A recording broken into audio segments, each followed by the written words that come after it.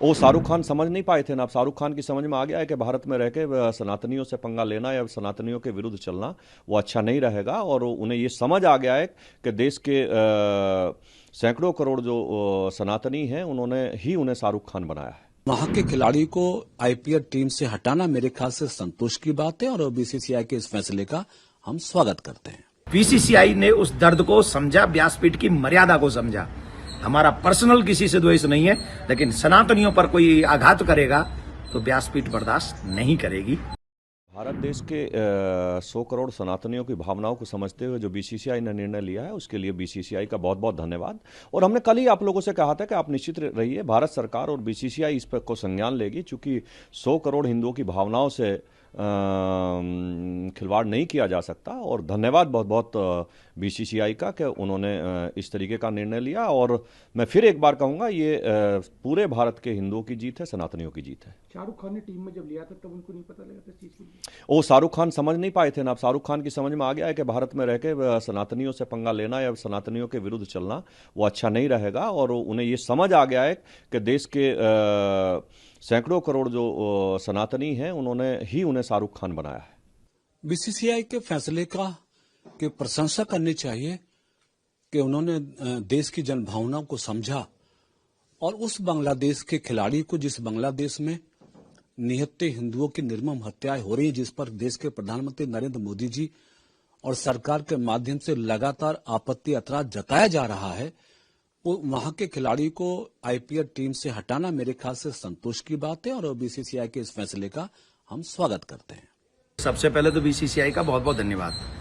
हमने जो 25-26 तारीख को एक मुहिम या कह लीजिए बयान दिया था कि किसी भी बांग्लादेशी क्रिकेटर को भारत के आईपीएल में खेलने का अवसर नहीं मिलना चाहिए, यहां से पैसा नहीं जाना चाहिए। उसके पीछे रीजन है कि बांग्लादेश में मंदिर जलाए जा रहे हैं, बांग्लादेश में हमारे बच्चे जलाए जा रहे हैं, 6-6 वर्ष की बच्चियों के साथ दुष्कर्म हो रहा है। और ये सब होते हुए जिस देश में हो रहा है और उस पे केकेआर और कोई भी नहीं बोल रहा है, और उसी देश का क्रिकेटर अगर यहां खेले, तो मैंने बीसीसीआई से उस समय कहा था और बहुत बहुत साधुवाद कि बीसीसीआई को बहुसंख्यक हिंदुओं का दर्द दिखा और उन्होंने ये स्टेप लिया, तो इसके लिए बहुत बहुत धन्यवाद।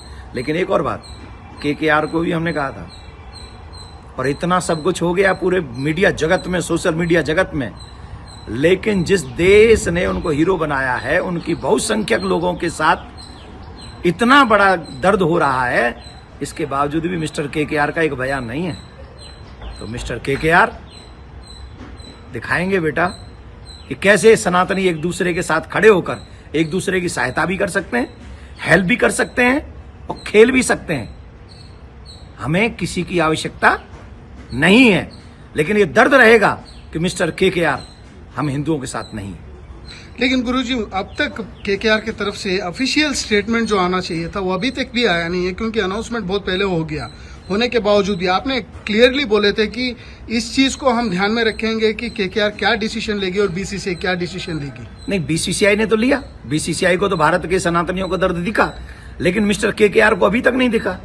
और मुझे तो ऐसा लगता है कि शायद मिस्टर केकेआर को कोई फर्क भी नहीं पड़ता, कोई फर्क नहीं पड़ता इस देश में अगर हिंदू यहां मरे या कहीं भी मरे। मुझे जो फील हो रहा है, मुझे ये फील हो रहा है कि हम लोगों के दर्द से मिस्टर केकेआर को कोई फर्क नहीं है। शायद वो भूल गए हैं सर्कस के दिनों को, वो भूल गए हैं स्ट्रगल के दिनों को, वो भूल गए हैं इस देश ने जो उनको दिया है। आज उनके, क्या बोलूंगा मैं, सनातनी ये समझ गए कि उनकी भावना हमारे साथ में नहीं है, उनका पैसा हमारे साथ में नहीं है। बहुत बहुत धन्यवाद। बांग्लादेश में जो लगातार अट्रॉसिटीज हो रहे हैं, हिंदू के ऊपर मंदिरों जला जा रहे हैं, इस चीज को लेकर आपने बहुत सीरियसली बोले थे, लेकिन यहाँ से उन प्लेयरों को खरीद रहे हैं करोड़ों रुपए में, जो करोड़ों रुपए उनको जाता है सर बांग्लादेश को, आपने इसको भी मना किए थे कि नहीं होना चाहिए। देखिए, बांग्लादेश को कितना भी पैसा अगर हम दे रहे हैं इस समय प्रेजेंट टाइम में, उसका कितना परसेंटेज हिंदुओं के विरुद्ध में लगेगा हमको नहीं पता, हम नहीं जानते, और लगेगा ही। वहां जो पैसा जाएगा वो कहीं ना कहीं लगेगा। तो हमें ये बात का ध्यान रखना चाहिए, पर उन्होंने उस बात का ध्यान नहीं रखा मिस्टर केकेआर ने। मैंने तो ये भी कहा था कि अगर मिस्टर केकेआर को खिलाड़ी ही चाहिए तो जिस खिलाड़ी को उन्होंने लिया उससे अच्छा क्रिकेटर मैं उनको दे सकता हूं। बात करें मेरे से, ऐसा क्रिकेटर दे सकता हूं कि वो मिस्टर केकेआर उसकी एक बॉल नहीं खेल पाएंगे, एक बॉल नहीं खेल पाएंगे। और शायद अगर उसने ज्यादा तेज बॉल कर दी तो आगे शायद वो मतलब समझ लें। तो मैं नहीं चाहता हूं, तो आप उनको सावधान रहना चाहिए और उनको सनातनियों के साथ चलो छोड़ो, हमें वो आशा ही नहीं है उनसे। बीसीसीआई का बहुत बहुत धन्यवाद। गुरुजी, आप एक आखिरी प्रश्न है, हिंदुओं का जो भावना है उसको आपको लगता है बीसीसीआई ने कंसीडर किया है? ऑफकोर्स किया। और ये जो उन्होंने बयान दिया और जो डिसीजन लिया है, ये अपने आप में ये साबित करता है कि व्यासपीठ पर बैठे हुए कथाकार ने सनातनियों का दर्द कहा और बीसीसीआई ने उस दर्द को समझा, व्यासपीठ की मर्यादा को समझा। हमारा पर्सनल किसी से द्वेष नहीं है, लेकिन सनातनियों पर कोई आघात करेगा तो व्यासपीठ बर्दाश्त नहीं करेगी।